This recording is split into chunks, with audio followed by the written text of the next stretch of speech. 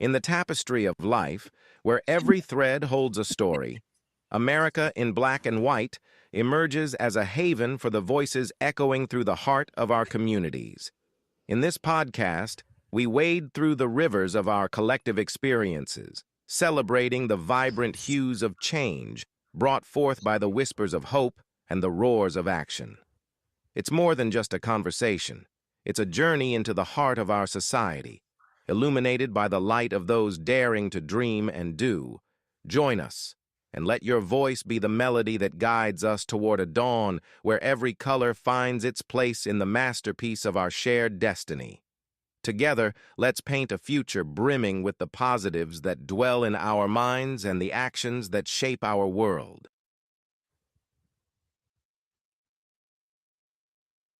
Good evening, family. Welcome to another illuminating episode of America in Black and White, where we honor the voices, victories, and visionary leadership shaping the future of our communities. Tonight, we sit with a man whose life's work stands at the intersection of healing, advocacy, and transformation. In a world where health inequities continue to challenge our collective progress, Dr. Leon Maultsby has committed his career to ensuring that marginalized communities are not just seen, but served, supported, and empowered. His journey spans mental health, HIV prevention, global public health, and community engagement. From classrooms to boardrooms, from Zambia to Los Angeles, he has carried one mission: to advance equity with intention, compassion, and excellence. He is a healthcare executive, an educator, a Lean Six Sigma Black Belt, a social work practitioner, and a champion for Black communities, LGBTQ plus individuals, and immigrants. His leadership on the LA County Commission on HIV's Black Caucus is reshaping policy, strengthening community voice, and pushing the needle towards justice. Tonight, we welcome a man whose story is rooted in purpose, whose work is grounded in service, and whose impact is felt across continents. This is America in Black and White, and this is Dr. Leon Maultsby. Welcome to the show, sir. Hello, good evening. It's good to have you. I hope you're having a great day. I am. Are you able to see me all right? Actually, it's like you're frozen. Oh, let me see. Maybe it's just there. There you go. No, there we go. Good evening. Yes, sir. So, is there anything you'd like to say to our audience before we get into the show? I'm excited to be here, talking about my different experiences. You know, I've been in different places here in California, as well as you mentioned Zambia and Florida. So I'm looking forward to getting into it. Great. Well, I'd like to first start. Let me just tell everyone out there in the audience, those that are watching the show, that I appreciate you guys for being here. Thank you for being here. And please enjoy this conversation because I'm sure there's lots and lots to learn and there's lots that you can get from this. So let me start, Dr. Maultsby, by saying that what we normally do with every show is I like to start off with what I call your life story because I like for people to get to know you, the guest, a little bit better as we delve deep into the wonderful things that you're doing. Mm-hmm. So can you tell us what early experiences shaped your passion for behavioral health and community advocacy? I would say probably the earliest thing is probably like my mother was a teacher. So a lot of things, I mean, you think about people in the education spaces, especially as young as like middle school and elementary school, a lot of their work is community-based because you're not just doing things in the classroom. You're also trying to address certain needs and certain things that are happening outside the classroom. And so I got a good front row seat to see how she navigated that space as a middle school teacher. I was really passionate about it and really passionate about people. And so I think for me, when I think about like when did I get it, when I was a senior in high school, I was taking dual enrollment classes, and during that process, I started taking a psychology 101. And I think that's where I got the bug for behavioral health and learning about how people operate in psychology and things of that nature. And working at a residential facility is you kind of see how the different systems and how people live and the different systems and how they're interacting with.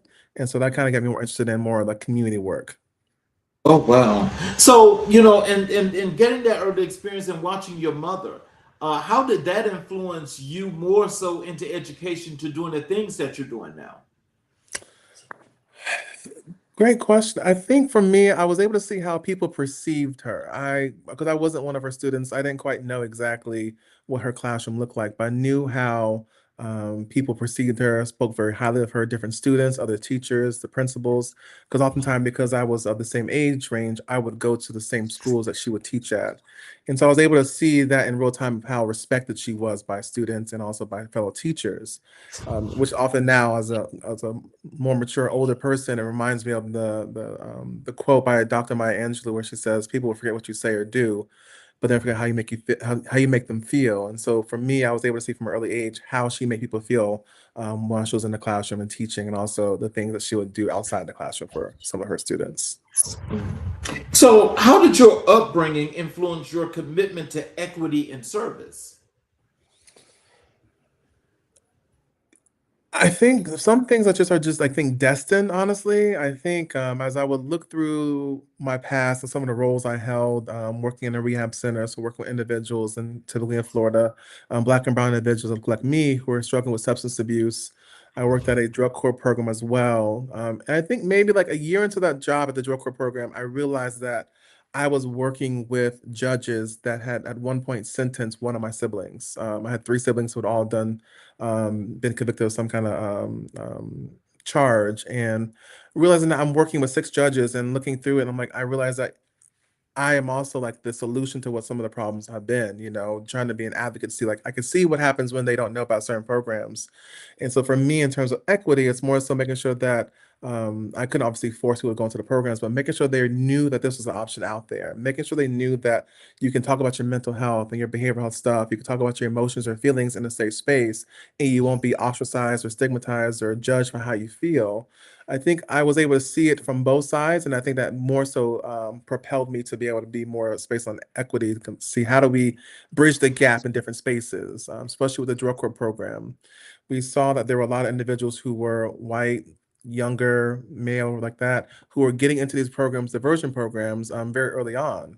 Meanwhile, for people of color, we saw that Black individuals, they weren't getting into the programs until it was like later, like a violation of probation, or they had already had so many points on their record that this was a last ditch effort. And so my push was like, how do we get more people who are newly charged with certain crimes based off substance use into these programs? So I saw the need. I saw the need, and I saw the benefit of what it could do for people who are newly charged with crimes, and also I saw the detrimental portion of it for those who were given a last option with it and saying like this is like either this or prison.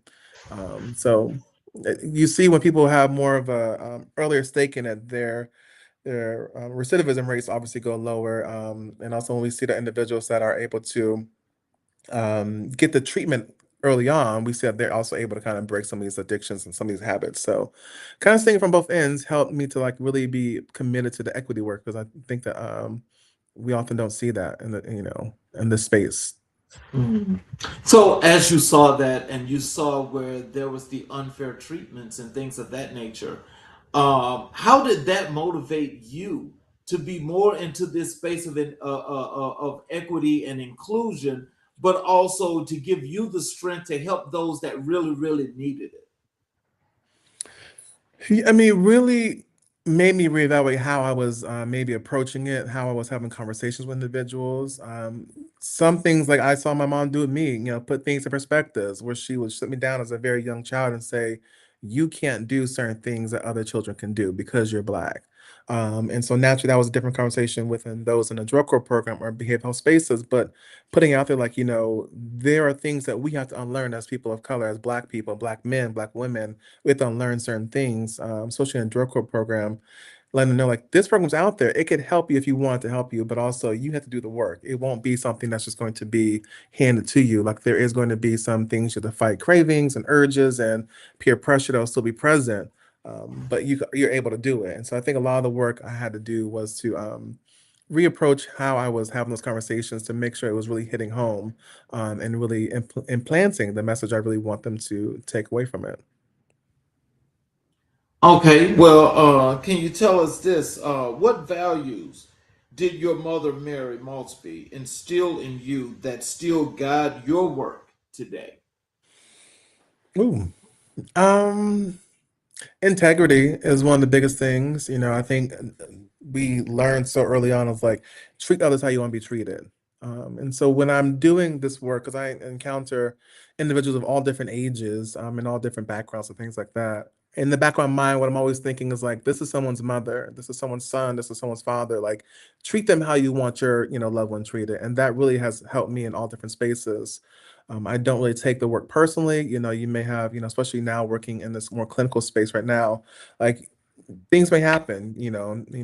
Patients may make mistakes and do things like backpedal a little bit in certain things, but not taking it personally has been a big thing, because that's part of a human experience. So I think for me, one thing she definitely taught me, and I still hold to me this day, is like treat others how you want to be treated, and I use that as my guiding force and my north star. Considering the work that you do, especially when it comes to what you do here for social work, as well as being an adjunct professor, and when you think about, from the early on experiences that you had in growing up, can you tell us when you look at now compared to then, what are some of those things that you learned of that you saw as a child that you see lots and lots of gaps that need to be filled that you want to try to make that happen?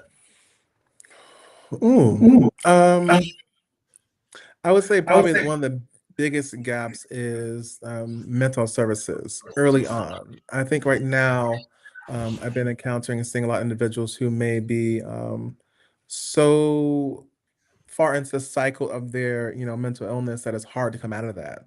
And they may have already burned bridges. They may have already like been disassociated with family members. So it's harder because you really need a support system. A lot of the patients I talk to now, in my current role, is one big things we talk about is like, who's your social support? And oftentimes they don't have anyone.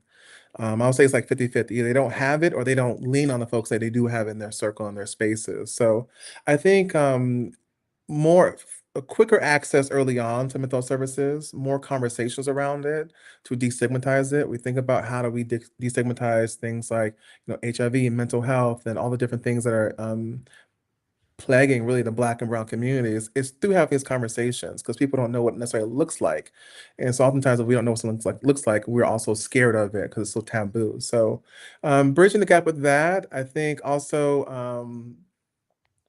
I would say the education system, I think, is another thing. I think oftentimes, obviously, we're in this new world of AI and things of that nature, which I'm not against per se. I think it's a great tool. But I do think that, seeing things academically, even, s- sorry, seeing how things are operating in the spaces of like, how students are taught to critical think, I think has been shifted a little bit. Because before we used to have to think on ourselves. Right now we have some support. So I think there's some gaps there as well. Because I think growing up, we did see a lot of individuals who weren't passing through certain grade levels. So how do we, make sure each school has what it needs in terms of teachers, salary, to the right salary, and also equipment to teach this next generation, I think is missing. So, when did you first recognize that leadership was part of your calling? I would say 2016, 2017, and it really stemmed from I was kind of exhausted from having like managers who could not support me. I knew what I needed, but I also knew I wasn't getting what I needed from the particular managers I had. I felt like I wanted someone who could, if I wanted to take a week off, I could do that and not have to worry about my work piling up or who was to take on my workload. So I'm not coming back to triple or quadruple the work before because now it's, no one's been attending to it. So I was also in positions where no one quite knew what I did, but I still had managers. So when I kept seeing that, I was like, well, I want to find a way to change that. And so I got my first opportunity working at a nonprofit to be a program manager.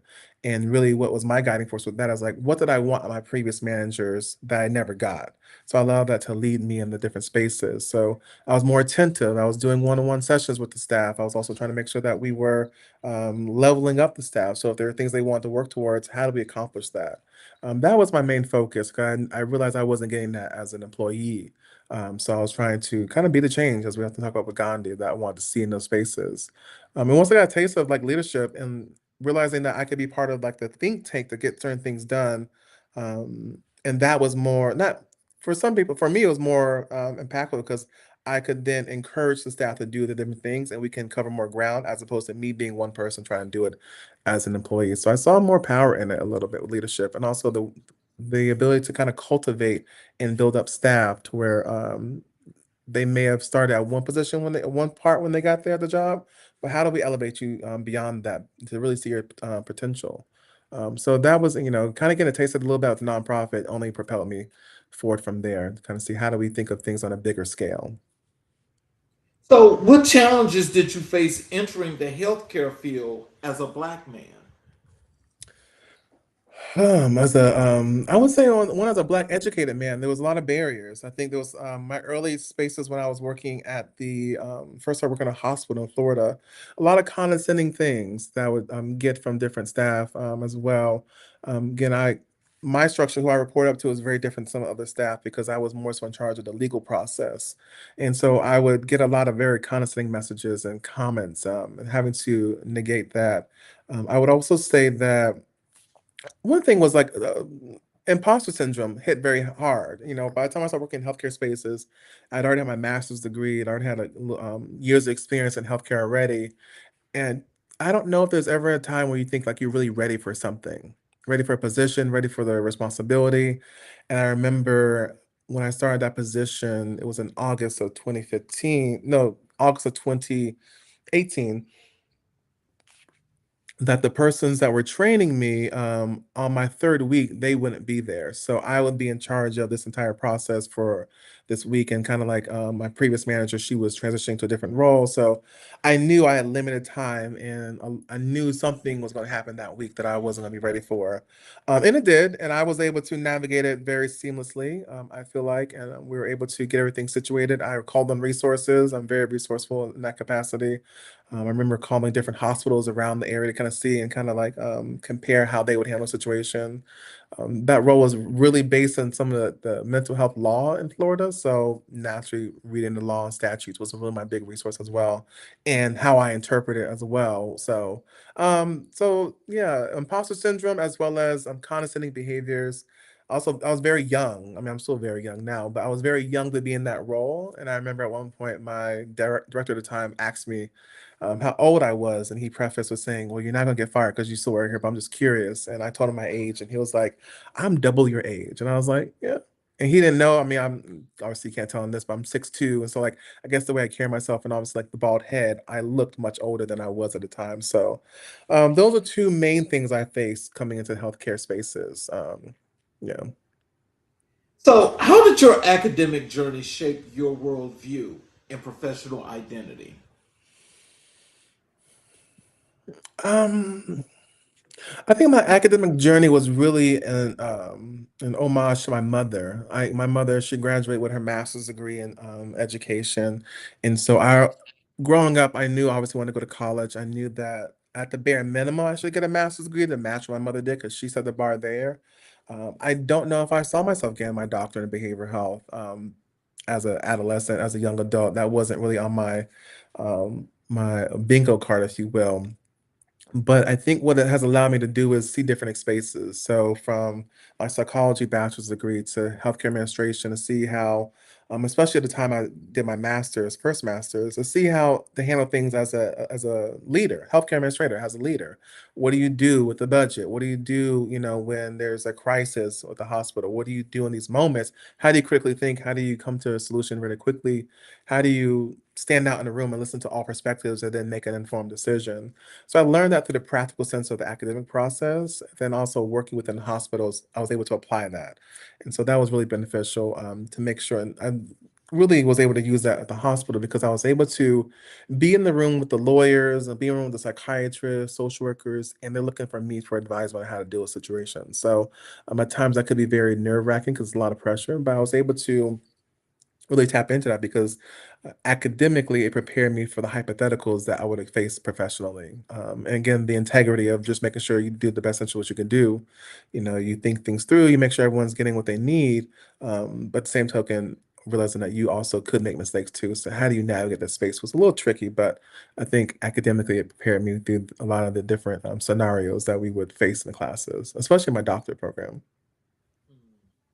So, what moment in your life felt like a turning point toward purpose?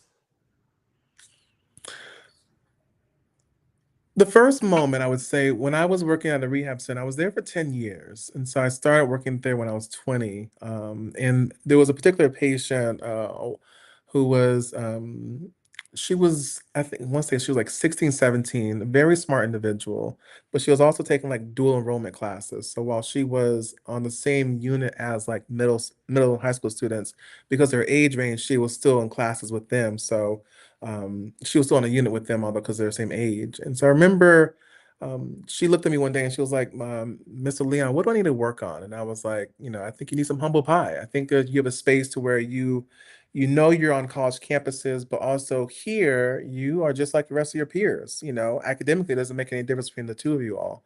And so we would have really detailed and challenging conversations sometimes where I was trying to like really push her to be more humble. I mean, it wasn't until years later where I saw her back at the administration office, and she had said that I was one of the reasons why she was still sober, and how she was teaching classes locally, and also how she was um, doing the AA groups for the young adolescent girls then. So I realized in that moment, like you don't always see the fruits of your labor in the moment, but sometimes the years later where it comes back and reminds you of it. So that was one of the biggest things where I was like, you're in the right space, you're doing the right work, and your method is working and effective. So, how do you stay grounded while navigating high impact, high pressure work?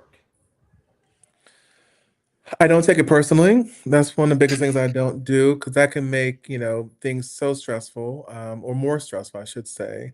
I also have a good support system. I have good family and friends. When I actually need to get some advice on something, whether personal or professional, I have a good network of people I can contact and kind of ask certain questions to. And so that's been a really saving grace as well when you have individuals who are in similar spaces in academia or higher ed, business positions or leadership, you know, you're able to kind of, you know, throw ideas around and see what they would do in those moments. And that's been very helpful. So it keeps me very grounded in the work, especially when you're able to talk to your colleagues about it, who are at your level, and get their feedback. So that's been very transcending. So, what role has mentorship played in your development? Ooh. Um, I don't know if I've had like direct mentors. I feel like for a lot of different works I've been doing, I've been kind of like forging my own little path. I have been able to see what I don't want to do. So I've been able to like be really observant of people who are in different positions. Um, and so I think the biggest thing I would say for mentorship, when I worked at the university, in each of those positions, like there were individuals who I didn't know certain things, so I was very inquisitive. So they really created a space for me to be able to ask questions. In those capacities to really become like a subject matter expert on that particular topic, and that was really needed for me because I would be the first person to say I don't know something, and I'll ask questions so I understand it. You know, I try to maybe overcompensate to make sure I get it, make sure I'm aware of it because if I'm asked a question, I want to make sure I can answer it and articulate it very clearly. So I've had a lot of good mentors in that capacity who've been educators, for lack of a better word, either through professionally or also through some of the patients. I talk to different patients, like their lived experience that also I lean on as well and hear from, because how they may encounter a certain situation or circumstance may be different for everybody else. So even when I'm talking to patients now on the units and I'm asking certain questions, I'm able to like put those different things away and kind of hear their different stories of what is their driving force and what helps them, and what may help them may help the next patient. So I look at it from both ends in that capacity as mentorship. So, what does resilience mean to you personally? This is a good question. I've also had this question with one of my good friends, and we talk about does resilience, can you be resilient without going through a traumatic experience or something happening that almost like it's a muscle? And that's what I feel like it is. I think resilience is a muscle that has to be worked and tried to make sure it works in some capacity. I don't think everyone, unfortunately, has the capacity for resilience at every level. For me, it's a survival technique. It's been how I've been able to get through certain situations. It's a physical thing as well sometimes. How do you physically process certain things, as well as mental as well? And I think for me, mental stability is a really critical thing, to be able to emotionally process situations and your emotions, and be able to put those in the right place and compartmentalize it as need be, and then address it when you need to. So resiliency, I think for me, is a really huge survival skill that's needed. Well, it seems like, that you have not just resilience, but you've got this calm. And I'm Mm, trying, and I'm just like, you're just like this. yeah. So, I mean, you've got to tell us, how do you do that? What's funny is it was maybe a couple months ago, a patient was like, "How are you so calm?" And he was saying that we're in the middle of a group and he was just so elevated. And I was just like, I really attribute it to working with adolescents. I remember there was one particular time this one young boy was struggling and was screaming profusely. And we're in a calm room, and he was everything but calm. And I just remember sitting there and like at some point trying to disassociate like from this moment, like while I can still hear him, not give that much energy to it. And I think eventually he was able to stop. But it required me to be able to like disassociate in the moment and be like, how do let me emotionally regulate. And I think I'm really good for the most part. I'm a Pisces, so I have my little moments, but for the most part, I'm really good with emotionally regulating, because I realize that if I amp things up, then it's going to be bad. If we're all amped up, nothing's going to be solved from that situation. I think with me not taking things personally, it also helps too. But I'm really good in chaotic situations, because I'm just, instead of reacting, I'm more so thinking like, what's the solution? Like, what's the issue here? And I typically go in most spaces mentally thinking like that, and that helps. But I'm not always calm, but I would say 99.9% of the time I'm really calm. There's that 1% chance, but for the most part, I'm able to just disassociate and kind of figure out what is needed right now. Is someone not being heard, or what need needs to be met in this moment to de-escalate? But I think working with adolescents will teach you a lot about yourself. And if you can't do with adolescents in terms of staying calm, you probably won't, mental health may not be in the right space, because you have to be ready for anything. Let's talk about a little bit about your education and scholarship. What inspired you to pursue a doctorate in behavioral health? It may have been, as you asked earlier, what were some of the barriers of getting into the healthcare spaces? I think for me, it was I saw that white individuals were being promoted, and white individuals who had less credentials were being, sought after for different roles. And I felt like I already knew what I was talking about in terms of the court process and the legality of the my role, but I wanted to be an expert in that particular topic and that particular space. And when I was looking for a program, I didn't just want to find anything, but I found a program that really merged what I was doing. It was integrated behavioral health. So how do you, merge behavioral health with primary care settings, and how do you meet the needs of these patients with these two different arms of medicine? And so when the pandemic hit, and I was like, well, what else am I going to do? And the program came up. It was through Arizona State University. I was like, this is a good opportunity.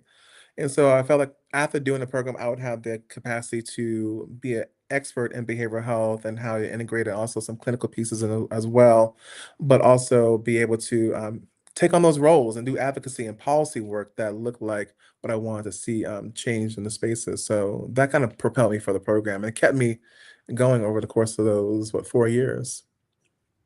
So, how does your psychology background inform your leadership style?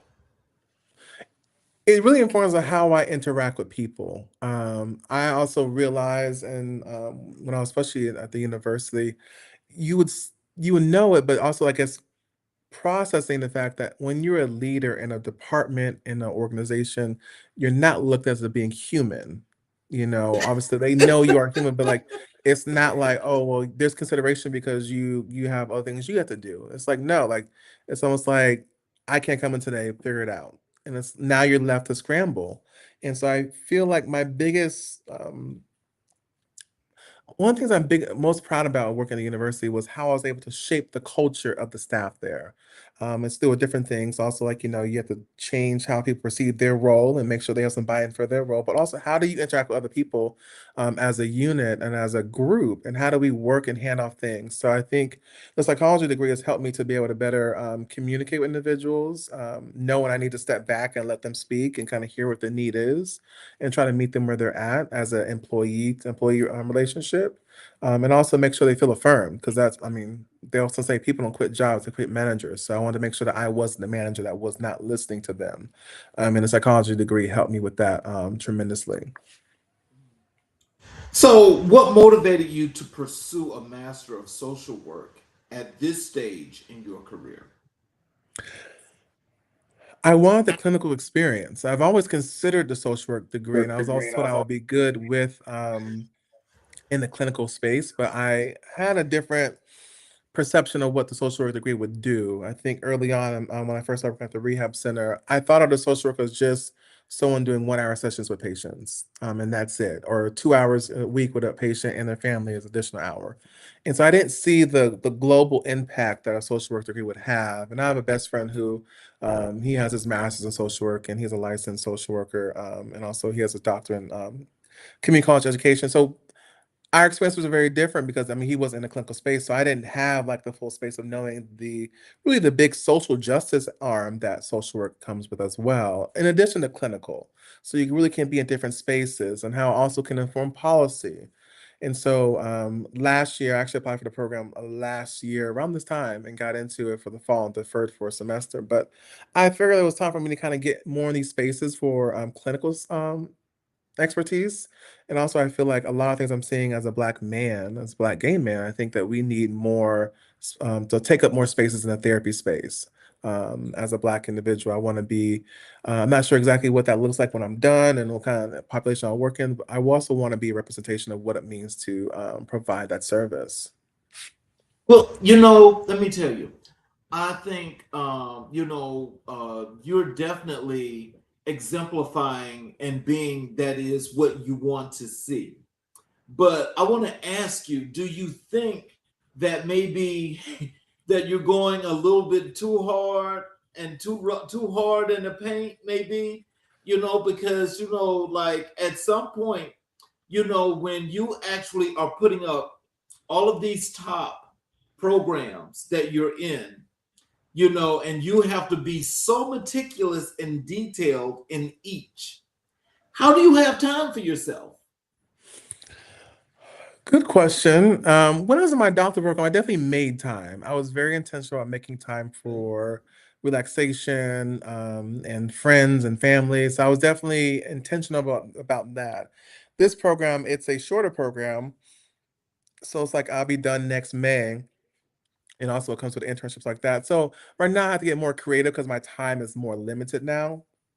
But I find small things to be able to do certain things. So I still make time for myself. And I think I've been very fortunate, even with this, like I have to do an internship with this master's program. I have an internship that's really flexible with my schedule. I'm able to do certain things and do the things I want to do. So I think when your work is driven by passion and purpose, like it's easier to kind of get out of bed and do it. If I was at a site that I wasn't really bought into, and I actually had the opportunity to go to a different site actually before I chose it, I could see that I would be in that space where I'm like, it's a struggle to get out of bed, a struggle to go to this, this site every single day. But I'm really passionate about my work, so that definitely helps.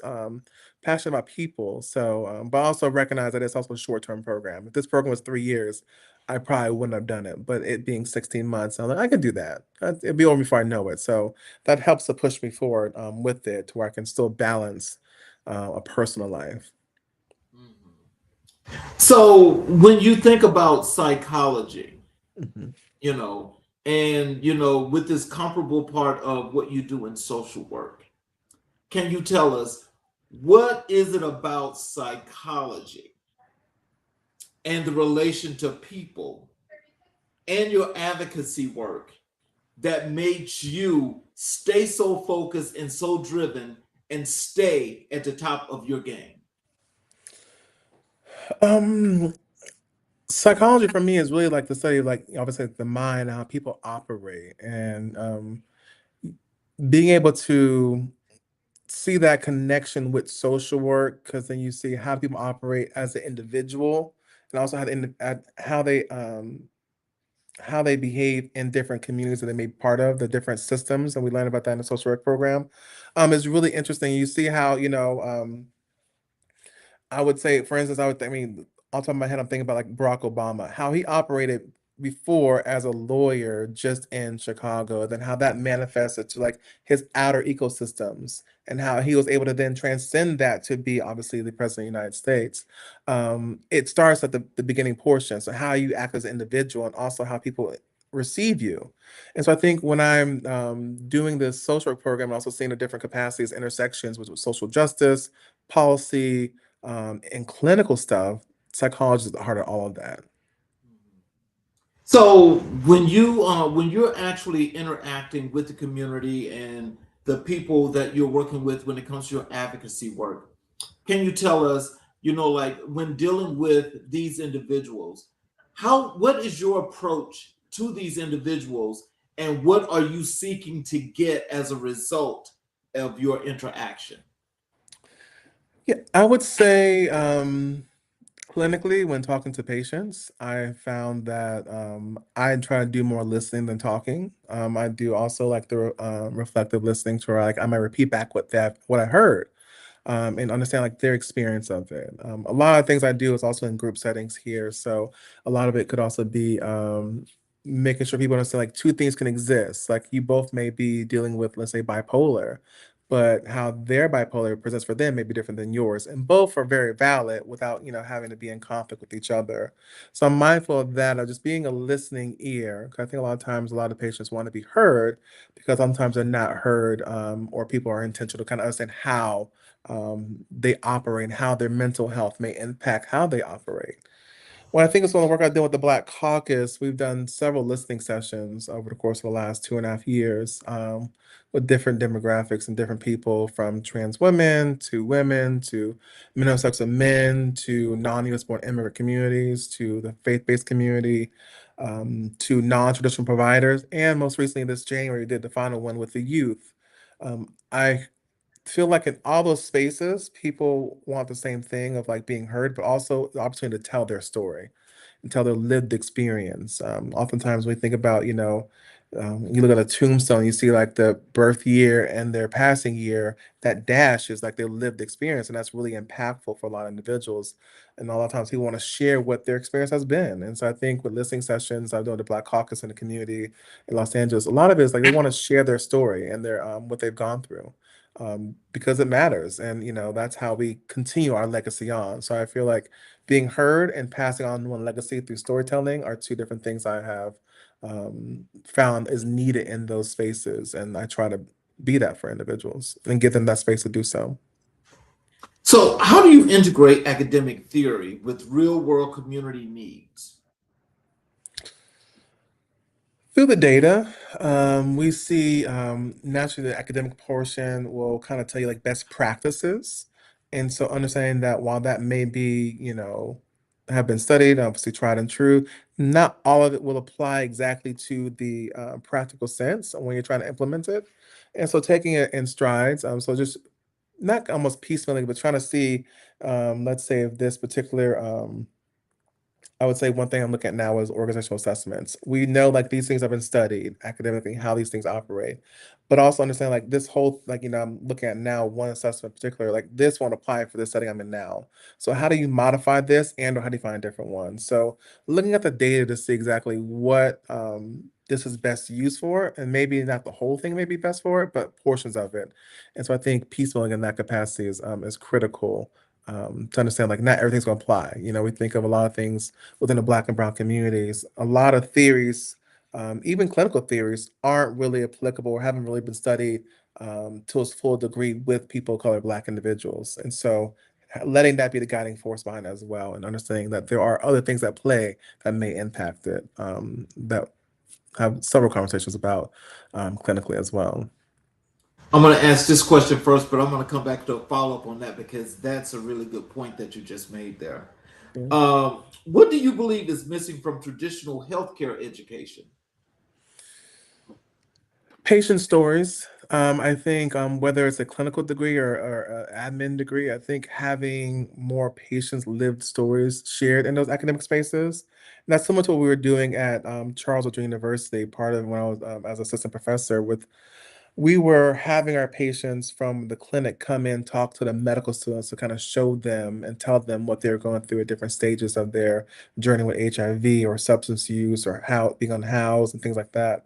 And so that puts things in perspective. I think when we think about even things down to policy for hospitals, maybe even having patients talk about how these particular policies impact them, even down to, especially I'm thinking administratively, when you have a couple who may not be married and one may get really sick. How does that spouse who's well care for that loved one as they're transitioning or, getting ill? So I think having patients share their lived experience from a clinical and an admin role would probably be the best thing to have in these healthcare spaces for academia. So, going back to when you were talking about, when they do this research and all these little clinical trials and things of that nature, and it's done with the premise of not the inclusiveness of Black and Brown people. Mhm. And so when you see the different things that are happening, all of these synthetic drugs that they're creating now, that's really have got worse side effects, okay, than the good that they supposedly do. How do you actually have the conversation or have the sessions with those people that sometimes have to go on these different drugs, but then also if you think about it, when you think about how it could adversely affect them in the worst way, how do you control that and get that in and sync it to the way that you're comfortable? Yeah, I think a lot of the times, I mean, it's really having the conversation with the patients, understand like it should be anytime they're talking to a provider, a prescriber, it should be a collaborative effort. They should be well informed about the medication, side effects, be very forthcoming what other medications they may be on or substances they may be using, to then allow that prescriber to then make the best informed decision for them in terms of like, we think we recommend this particular drug regimen, if you will. But that patient should be well informed about what the side effects may be of that medication, and how that may impact them. That's, I mean, the same thing we see in clinical trials. That informed consent process should be very detailed. And so patients should have autonomy to know, like, if this is my only option, then that's one thing. Maybe also get a second opinion. But at some point, some medications have a side effect, and I really can't do anything much about that. But understand like the pros may outweigh the cons. And so in that situation, having that conversation was really critical. And obviously, especially in the healthcare spaces, hospital spaces, having a social support, like a therapist or social worker there to kind of bridge the gap to kind of see where that patient is in terms of their readiness is critical as well. So how do you teach students to approach health equity with empathy and strategy? One thing I know with to really be immersed in the community they're in. When I worked with the medical students, and we were talking about the obviously health disparities in that particular area. We pulled some of the data from LA County to see in this particular area what were the most common causes of death. what conditions were they, what like lifestyle choices were there. There's a lot of different things that are in the particular area that people can utilize as a resource. So one particular portion I remember was like, I feel comfortable walking down the sidewalk in my neighborhood. And I think only maybe like 35% of people said yes to that. So even seeing that as a provider, that you're able to then say like, well, maybe that we're in an unsafe area, or these patients feel like they're unsafe in these areas. That may also come into this clinic space. This may also come into the provider's office. So how do we make sure we see this person as a whole person, not just a piece of it? They're not just here to treat their hypertension or their diabetes or even like their HIV or obesity. We're here to treat them as a whole person. What referrals can I provide you? You said you felt unsafe in this particular area. Like, how can I provide you with social services to get you housing, or is that something you're looking for? So I think looking at the whole person, I think sometimes people and providers look at them just what you're there to treat, your chief complaint, but you're more than just that chief complaint, what brought you to the hospital, and allowing providers to think outside the box in that capacity. What is the most rewarding part of being an adjunct professor? Just that, maybe providing the opportunities to then have these aha moments with some of the students has been really enriching. Things they wouldn't consider, think about. Being able to show how we may have had a very complex patient and how we're able to get that patient's needs met has been really nice. The questions they have, and just like you could tell when people are happy and enthusiastic about what they're talking about, because the questions will come up and you're able to kind of like almost like volleyball and see the ball go back and forth. You kind of have that with the academic spaces and really kind of like flourish that when they're curious about that. So curiosity is really a beautiful thing with students, and being able to water that. So, how do you prepare students to work with marginalized communities? Bringing them into the spaces. We were fortunate to have certain patients that really were advocates for the particular condition, so they felt very comfortable coming in there and talking to some of the students. And so I think that's one of the biggest things. I think also sharing with the patient, like, these patients are no different. The students think, they may. You often see sometimes like the worst scenarios in certain areas. Like, you think of the merch room, you think of like a psych crisis unit. You see like the very severe cases, but that's not for everybody. But also, you never know what someone's going through. So I always try to make sure we ground the students in knowing that like these patients have a lot going on before they come through the door, and so treat them as such. And it also, we have to talk about how it starts at the reception office. And so if that bad experience in the reception office is, if that experience in the reception office is bad, when they come back to see the nurse, when they come back to see the provider, it's going to be even worse. That patient may be livid, or they have checked out and not really trying to buy into the healing process. So being mindful of that and like understanding that these patients are just humans, and they need the same level of attention and care we want to give our loved ones as well. What innovations in behavioral health excite you the most? I would say there's been, and it's not really an innovation, but I think there's been a bigger push towards talking about mental health, probably since the pandemic, in the Black community. We have a lot of Black individuals, Black celebrities who are talking about, their depression, their anxiety. Most recently, we saw Lil Nas X come on his social media live and talk about how he was diagnosed with bipolar, and what that looks like. And I think sometimes we are so quick to write individuals off. And so I think the fact of sharing stories makes things less taboo. So I think that's probably one of the biggest things I really appreciate over the last 6 years with the pandemic, is that people are sharing their experiences, and it's no longer like, a taboo situation. Mental health, depression, anxiety, being on medication now. People are talking about it on social media. People talking about it in like panels, conversations, conferences. So I think that's been the biggest thing I've seen recently that I'm really appreciative of. So, how do you define culturally responsive care? Culture responsive means you're doing something about it. It's beyond just knowing that, Black individuals may be disproportionately impacted by the criminal justice system, social justice system, healthcare, some of the conditions, diabetes, HIV, Black women with mortality rates for as they're giving birth. It's beyond just knowing that. That's being culturally aware. But how do you respond to that? How are you asking the questions? How are you doing the full comprehensive assessments? How are you really asking women about their pain levels, or really assessing them? um, I guess the equality portion of it is like, am I asking everyone the same questions? With the equity, it's like, because I know you may be part of this community, let me make sure I'm covering all my bases. And that's what we need with equity work, especially as in terms of behavioral health. Is like, how do we make sure we're approaching all situations with this and seeing this patient as a fully rounded individual and responding to it beyond just saying, well, we're aware you may cook this way, but just try this little DASH diet. It's like, well, we may need more resources beyond that.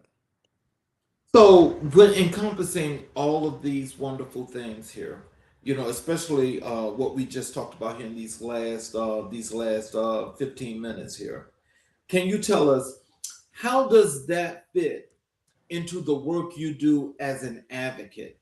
Because being an advocate, we know that that's like, oh my God, that's like being the savior. I'm sorry, I don't want to take that out of context, but you know what I'm saying, because that's like being Yes. Jesus Christ.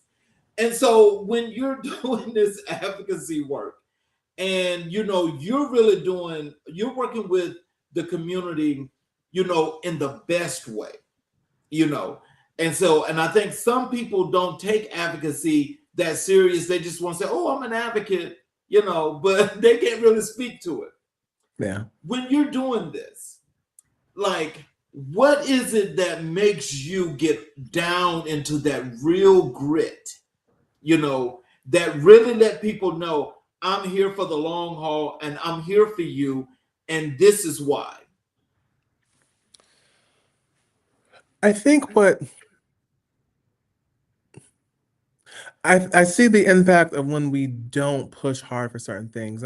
We all can't have the same causes. There's some things that I may not be passionate about that other people they pick that up and they run with it. Behavioral health has been a long thing for me for at this point almost 2 decades. And I think what gives me the grit for advocacy is like understanding that me not doing something can cost people lives.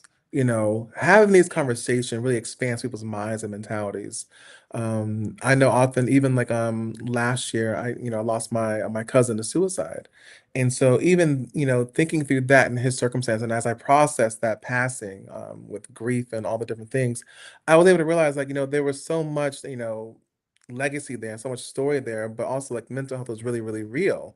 So we don't share these stories, we often miss these opportunities, and we never know me sharing something about how you become intentional about having conversation with people and holding space with them can save someone's life. And so we often think that it has to be this big grand gesture, but sometimes it could be as simple as pick up the phone, or if you have the intuition to call someone or check in on someone, to do that and not allow these frivolous things like work and other things like get in the way of real human experiences.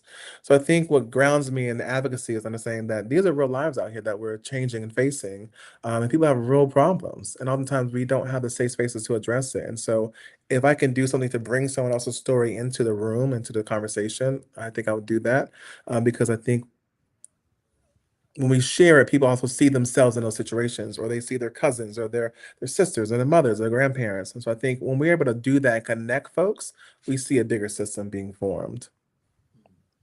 Let's talk about your work as an adjunct professor. What teaching philosophy guides your classroom? I would say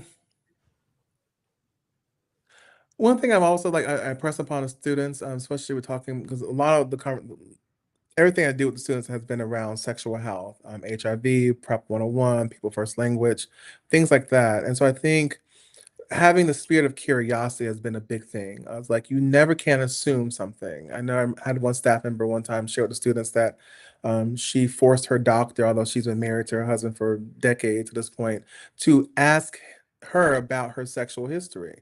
Because the doctors assumed because she was married, that was just her one partner. So I often try to impress upon the students is like have a spirit of curiosity. Let that lead you. Don't just take certain things at face value. And you never know. You may see someone else. You may see someone like me, dressed in a suit, obviously beard, bald head, and may go by she, her pronouns or they, them pronouns. Like you never want to assume. So you always want to ask questions. So having a spirit of curiosity to ask questions to get as much clarity as possible so you can treat that patient in the way that they need to be treated, medically and personally. How do you bring lived experience into academic spaces? Hmm. That's true. It's a few folds. I know a lot of times during faculty meetings, being a younger individual on faculty within the university, I would bring my lived experience as a student in terms of like as we'll talk about how do we market to students, how do we get more students in these spaces. So I would bring my lived experience of like what I would perceive as someone who's younger to want to see on a campus or kind of experience as a student. And how do we make that happen? From social media to events on campus, so I'd bring that experience as well. Academically, the same thing. I would often share, when appropriate, different experiences I've seen in different hospitals, different community settings, into the classroom settings to provide one, the theory, but also the practical sense of how it may look for them.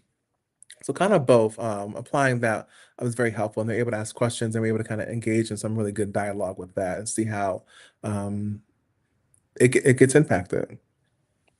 So, what do students often misunderstand about public health or behavior health? With behavioral health, I think people misunderstand like the nuances of some conditions. People think, oh, because you're depressed, it just means you're sad all day. Or they're misusing the word depression. A lot of students think, oh, well, I just had a bad day, or I failed a test, I'm depressed. It's like, well, you're not clinically depressed. You just had a bad day. Like you can have a bad day. A bad day doesn't mean you're depressed. I think also with public health, there's still this notion that certain conditions are only for certain people, and not realizing that there are men, women, black, brown, Hispanic, white, of other races who are living with these conditions, and are also more at risk for some of these conditions. I think that's also missed with a lot of the students is like they think that that there aren't like white individuals with heart disease. Everyone is impacted by these different things. It really depends on when we look at those social determinants of health. Obviously, like where they're living and residing at also impacts on that capacity as well. So how do you assess all of that? But I think a lot of people still think that there's certain conditions only for certain people, and that m- mental health and behavioral health is just black and white, that there's no gray area in there or like nuances with the conditions, especially when you talk about like complex traumas, complex PTSD, how that might show up. And also like when you have different things at play, like anxiety, depression, and bipolar. How do you navigate that? So I think they just see a lot of things they see on TV and they don't know like it could look very differently in practice in real life. Well, I want to tell you this. I think that as a young man, you really represent the LGBTQ community in its highest form and its highest standard. And that drive that you have, I hope you never lose that, because right now at this time, as you're talking about social health, public health, and you're talking about these things that are happening from both public, private sectors, and just all forms of life. Everybody's touching certain forms and fashions, but when we think about the underserved and marginalized communities, I think especially from the black and brown perspective, to have somebody that's an advocate like you, it really sheds some light that not only is there somebody that cares, but someone that knows. Mhm. And so when you think about that part, can you tell us, how do you encourage the critical thinking around the system inequities? Asking why. When I come to new places, like, why do we do this? Are we open for feedback? Can we change this? I think that, and how do we make this better? Are things I ask in these different spaces to challenge it. Right now, I'm doing my internship with a post-incarcerated nonprofit. So they provide housing, legal services, free of charge for some of these individuals. And so that's been my guiding force since I've been there. Is like, why? How does this work? Okay, how do we work together? How do we, kind of like how do we build this collaboration amongst different teams? So I think because if we're not in sync, if we don't have things flowing as they should be, then we could see a lot of, more gaps and more things coming out of that. So I always ask why and try to challenge that. And that served me well in the last couple of positions I've been in because it allows others to kind of explain kind of the rationale how it was. And also them also saying like, we're open to change, we're open to new ideas, and then inserting those new ideas in there. So that's been the biggest thing I've done recently to kind of see how we can bridge the gap with some of these inequities in the systems. So, what is one lesson you hope every student carries forward? That if you're thinking in the question, someone else is probably thinking the question as well. To ask the question, take up space. I think oftentimes we are, whether because of we come from marginalized communities, or because we have the imposter syndrome, we don't think we should take up space. But understanding to take up more space in this, wherever you may be residing at, wherever you may be occupying, that take up more space. Ask the questions. Throw your ideas out there. Not everything's gonna be perfect, but again, it's like building a muscle. The more you do it, the more comfortable you get doing it, and you can sharpen that skill. But ask the questions, make the comments, give the suggestions, take up space. Um, how do you balance academic rigor with compassion? With grace, I would say. For a lot of individuals, academia is a way out of their particular circumstances, especially talking about healthcare. And so I think that being able to piecemeal it and kind of like take the different degrees, take the different programs, the semesters in stride and like as in bite sizes. Really keeping your why at the forefront, I think is also really critical as well in terms of how you bridge the two between that. Because as we know, being in academia as a student, as a professor, is also very grueling as well. So being sure about why you're doing the work is really critical to maintain that compassion with it. What topics do you believe should be mandatory in health education? Topics in health education, I would say how housing impacts health, mental and behavioral, so survival techniques. Really things around sexual health as well, from a universal perspective. I think sexual health is really critical.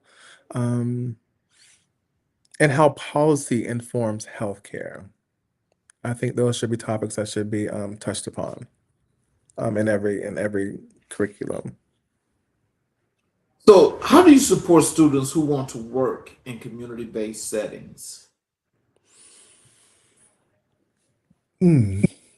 I think over explaining kind of, I mean, we work with a lot of students who are coming to our clinics and our different hubs within the university for HIV testing.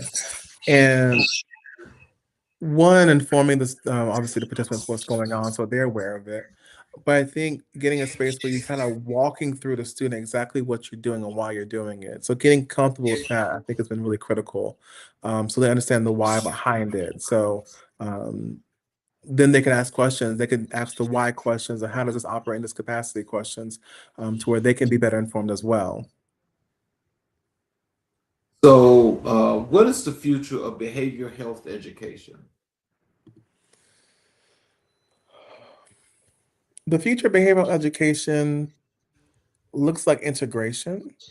I think, yeah, integrating in different spaces and really making sure that we have these primary care doctors aware of how mental health conditions impact the physical health, and how to have quicker access to behavioral specialists in those different primary care settings. I think it looks really integrative in the future. Help me out here because I may be a little off on this, but when you mentioned the integration part, it just made me think of an article I just read a couple of days ago, and it was the subjected thing about it was about Black healthcare professionals, doctors and nurses, Mhm. and it stated that this unbelievable system here in America has done a thing to tarnish professionals that are on the ethnic side of the different parts of healthcare, and how it's still to this day is still affecting not only the patients but those professionals, and as many of them get into it, it seems like a lot of them are not completing this. So when I hear you say integration, do you think the integration of doctors that look like you and I being in a setting in which you're talking about now could make things that much easier and better for people to not only feel comfortable about their care, but to frequent and come to those establishments? I do think so. I think a lot of people, and myself included, I look for providers that look like me, and so that's really important.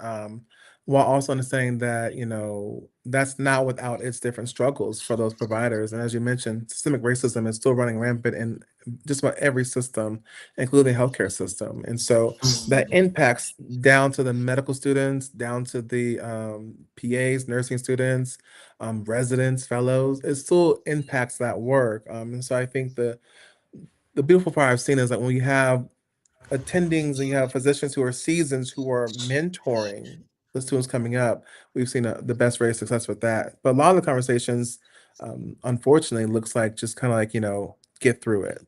Just gotta get through it, get to the other side of this, and obviously, we need more providers of color to see our patients and have that, shared experience with the patients, and patients are looking for that because we know that oftentimes, like let's say like white physicians are missing certain things with black patients, and so we still it's very much needed.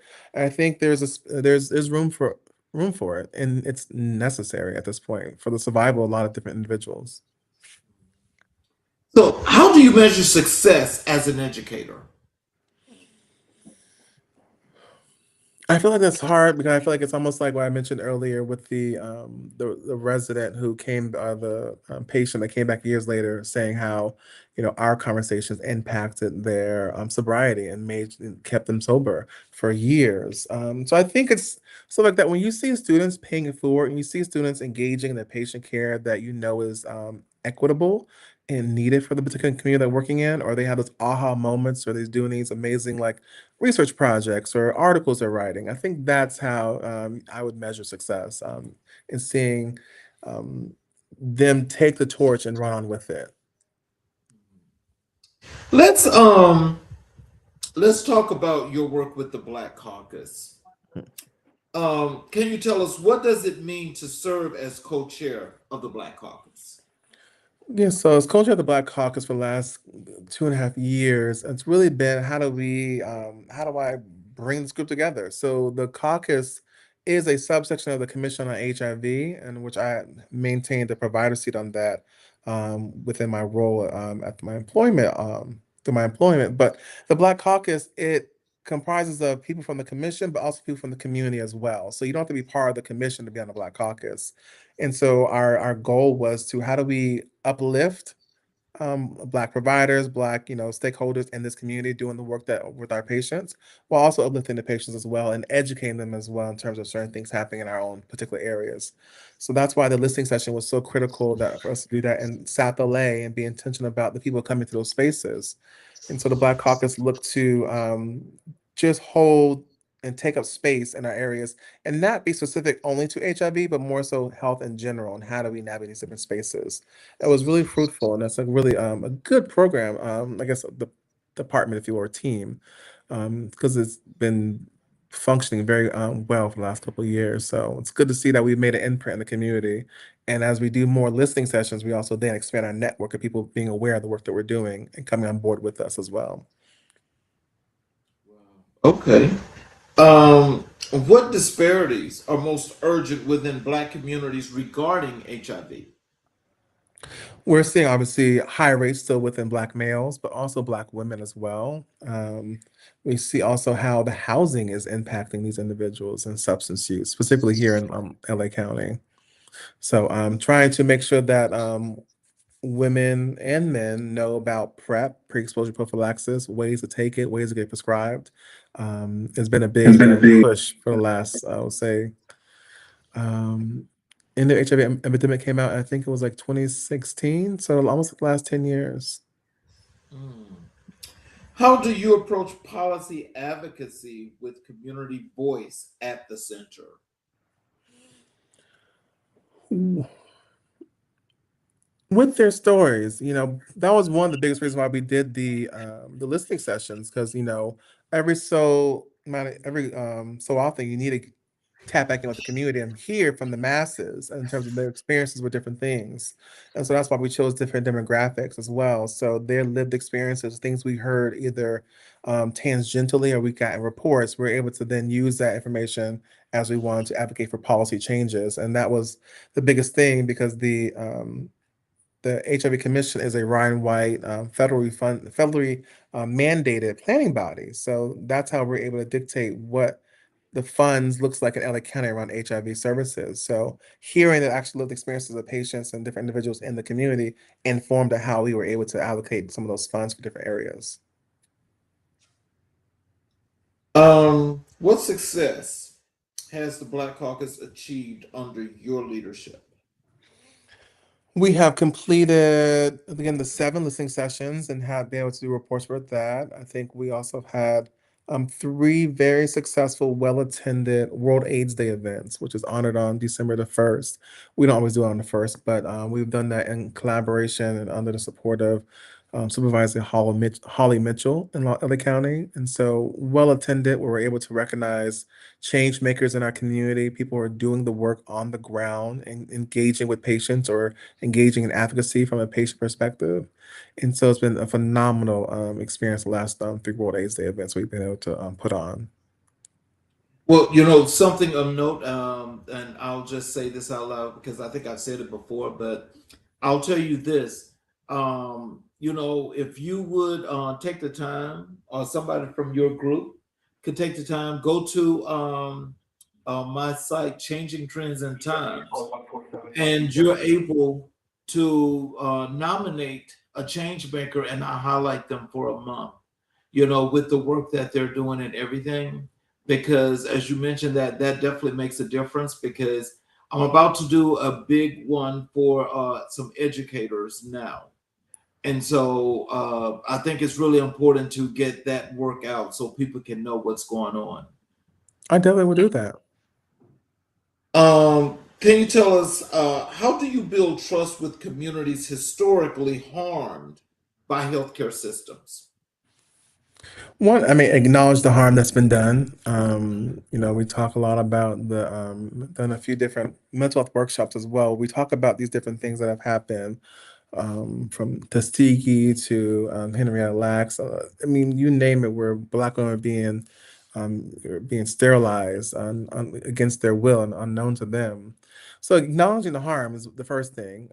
Trying to then educate us with things that have happened since then to right some of that or make things more checks and balances, to where you're obviously informed consent, things like that when you're doing certain things. And then also following up. I think a biggest piece to a lot of different work is like people aren't following up with what they said they would do. There's no follow through with it. And so being intentional about that, because we can obviously be Black individuals working in Black communities and still not follow up. And we're still continuing some of the harm that's been done. So I think the follow through is really, really critical, because people are looking to see if you're going to actually do what you say you're going to do. What strategies are most effective in addressing HIV stigma? It's amazing that we're here in the 21st century and we're still doing stigma. We're still doing the little child thing. Yeah. How do you guys fix that? One of the conversations, again, we see that people are born with this. I think, and also showing some of the data where we see that people aren't dying from HIV. More people are dying from depression and stuff like that than they see HIV. Being unhoused as opposed to just HIV. HIV is always had a sentence it was before. It creates complications, obviously not taken care of. That's one thing. But the treatment of HIV is so effective and flexible now, where there's injectables for treatment and prevention. So I think educating all of that and kind of reducing some of this fear around it, and also showing that there's a way around it. You can obviously just PrEP for people who are HIV negative. And there's different ways of getting that. And so I don't think a lot of people are having these conversations about how to prevent certain things, but also understanding that and maybe educating individuals about what it's like to live with HIV. Because a lot of our patients are living thriving, fruitful lives. So, how do you ensure Black LGBTQ voices are represented in policy conversations? When we are looking to change certain things, especially like, look at the commission or even look at the Black Caucus, we have a list of Black LGBT individuals we reach out to. We have conferences where we have meetings with. Working in a space it's very small, although very vast, it's very small, so people know each other. And so I think connecting and having good relationships is critical within leadership, businesses, obviously healthcare, public health, and knowing who to call in certain moments. But I think having good relationships has helped to call in the folks into the room when you need to make the changes and make the recommendations as needed. So keeping in contact with them individuals during the day-to-day work is critical to pull them in when we talk about policy changes. So, what partnerships have been most impactful for the Black Caucus? One, I would say Supervisor Holly Mitchell, again, being a fiscal sponsor for our World AIDS event the last 3 years has been amazing because it shows not just because she's not like an HIV organization or something like that. Like it's a elected official who's showing interest into something that's impacting her district.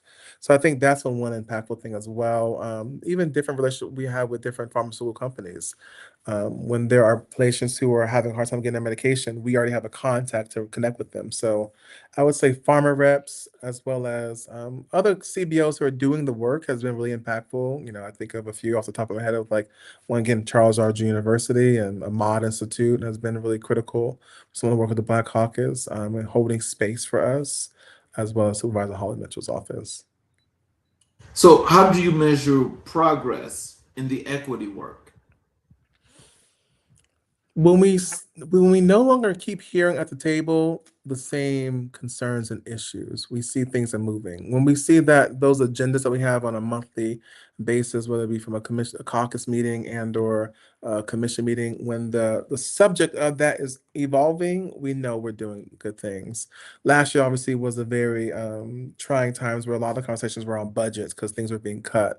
But historically, when we're having those Black Caucus meetings, we see that we're constantly moving um, through things and kind of moving on from certain conversations, we know that we're doing what needs to be done. We're just kind of doing like a maintenance check to see, are we still hitting the mark here? Are these people still feeling satisfied and heard? Okay, then we keep it moving. So I would say that when we see the agendas changing, we know that the work is being done. So, the big question, tell us, what does the future of HIV prevention look like for Black communities? Hmm. That is a big question. Mhm. I'd say it looks hopeful. Again, we have so many advances out there, and I think that even recently, as I'm in a social program, I'm also been thinking about some policy specific things I want to kind of like start throwing out there and kind of see how to make certain things happen. Obviously, not look at the cost effectiveness of it all as well. But I'm hopeful because a lot of these resources are free of charge to a lot of the patients. We think of the pill formula prep or injectable. Now we have twice a year injectable shot for prep. That is major. So I'm very excited about that. And I know with the work I was doing in Zambia, I was actually the prep specialist out there. And so hearing some of their questions of what they want access to and seeing that obviously we know it comes out to the States first, and then it goes other places. Seeing that this is what they've been asking for, even though across, in Africa, I think I'm really hopeful about that. So I think it's gonna be good. I have hope. I just want people to understand like there's options out there and have these conversations with providers and providers have the conversation with the patients. So anyone who's sexually active, have you heard about PrEP? It should be part of their conversation off the rip. Well, we discussed, when we initially had a discussion about you coming here on the show, we talked about we're doing Black History 365. When we chatted, I asked you who were the most influential people in your life and career. You told me it was your mother, Barack Obama, and just people in general. Let me first start with your mother. Can you tell us how has your mother been such an influence and an impact in your life and career up to this point? She's unapologetically herself. I mean, very high integrity, very steadfast in what she believes in, and also very compassionate. She, for me, is like the epitome, has always been the epitome of like a safe space. And so that's allowed the little boy in me to be very satisfied, to where I'm not having to, as we get older, we start thinking about how do we fill the gaps in certain spaces. I don't have to fill that gap because I feel like she filled my cup very well. And so I think that was a very, very, very healing thing. And so I think even now as an older individual, even interacting with patients and seeing people who have different experiences with like their mothers, it's like I had a very fortunate experience to have a safe space with mine. So it's allowed me to do this work with less trauma. And so, with your mother being as strong as she was, and how she set a strong foundation for you, what is it about that foundation that you get from her that's made you the individual that you are today? What I got from the foundation from her to make me who I am today is she was very compassionate with people as well. I mean, she was a Scorpio, so she had a spice side a little bit. But I think for me, she also led with kindness. And so that, that has been very influential in my life now, to where it's like you can have a lot of people in your circle, in your space, but if you're not kind, people will know that. People will be able to tell, like, this is not a nice person. People don't want to be around unnice people. So she was very pleasant and allowed me to also see what the impact of that was in my circle and people who, when I'm not in certain spaces, people still speak very kindly of me because I'm just a nice person. So I think that has been a guiding force as well. You also mentioned President Barack Obama. Can you tell us what is it about President Obama and that has influenced and inspired you so much?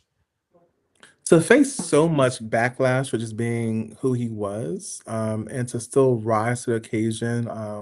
We're talking about, to get through 8 years within the White House and not have any scandals and just be very, you're almost forced to be perfect to be the first in that capacity. And so I think the way he was able to do that with such integrity and grace, and obviously, I feel like even without even knowing their personal business, seeing how the family operates,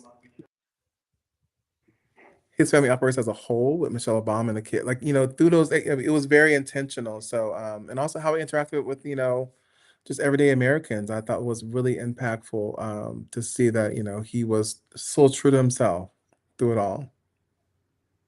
Well, so when you think about those 8 years, and you did say something in there that I thought was really captivating, because a lot of us in our times never thought that we would see an actual black man be president of the United States, but he did it for 2 terms. Mhm. And so, with that, tell us what did when you look at the strength and resolve he had to have in dealing with the backlash from those that the people not only on the opposite party but within his party that didn't look like him, that wanted to see him fail, but he succeeded anyway.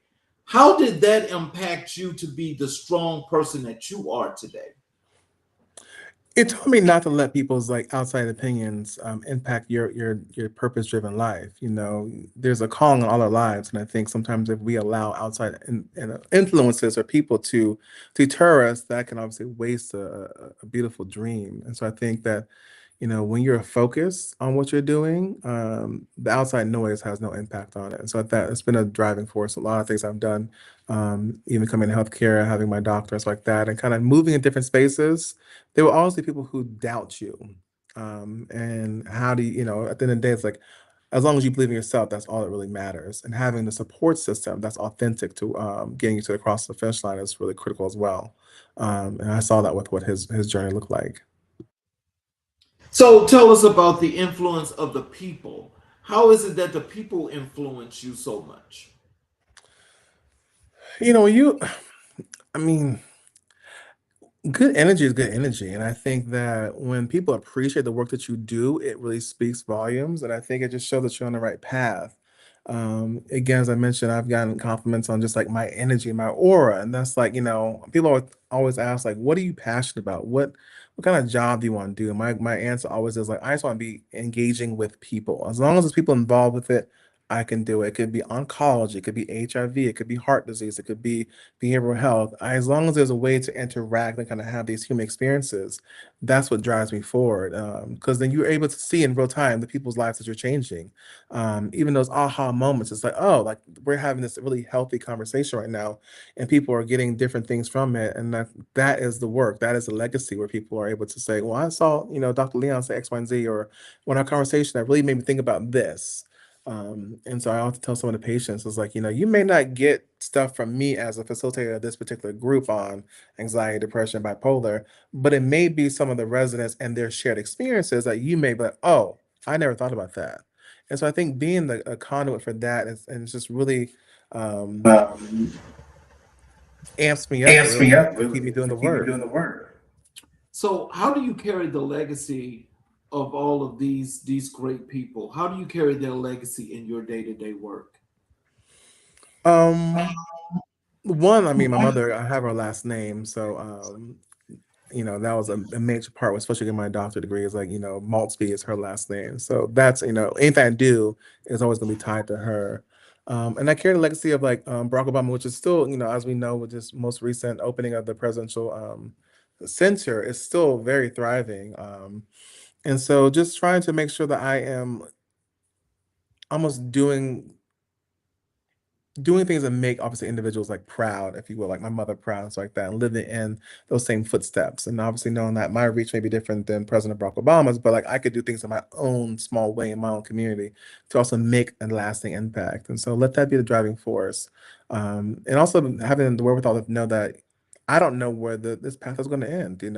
I may be the first, you know, black gay president. Who knows? But I would know that these people have paid the way, and almost similar to how Oprah always talks about, I stand on the shoulder of giants, and that's really real. Like we're not just individual in these spaces. Like we're all a community. And I think as you think about people who've influenced you, like you take them with you every step you go. So when I'm in certain spaces with patients or in the caucus meetings like that, I'm not showing alone. I'm also showing up as the ones I've interacted with over the last few decades. Well, I want to make sure I mark that down on this sheet.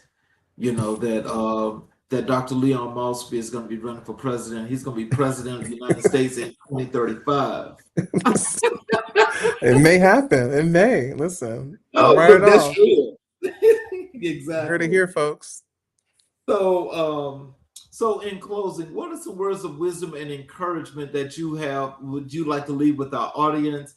Tell them how to connect with you via social media, your websites, all the good things you got working about, coming about, anything that you like them to know. Yeah, I would say one quote I love to always throw out there. I know she wasn't the originator of it, but she often says it often. Dr. Maya Angelou says, "I am a human being. Nothing human can be alien to me." And so I think that just shows that we're all but one moment and one situation from someone else's experience. So as they're sharing their experience, understand like we're just all humans in this, this thing called life. And so not to judge or stigmatize or, push people away because of their different moments with it. So be kind and give grace for that moment. Um, Things to follow for me. I do actually have a mental health page as well. So Black Man's Guide to Mental Health is one of my Instagram pages, as well as Dr. Maultsby, where I post all the different things that I'm doing in relation to mental health, and or a lot of the community work that I'm doing is on the Dr. Maultsby page. Okay. Well, when I close the show, do you have a few minutes to stick around after I close? I do.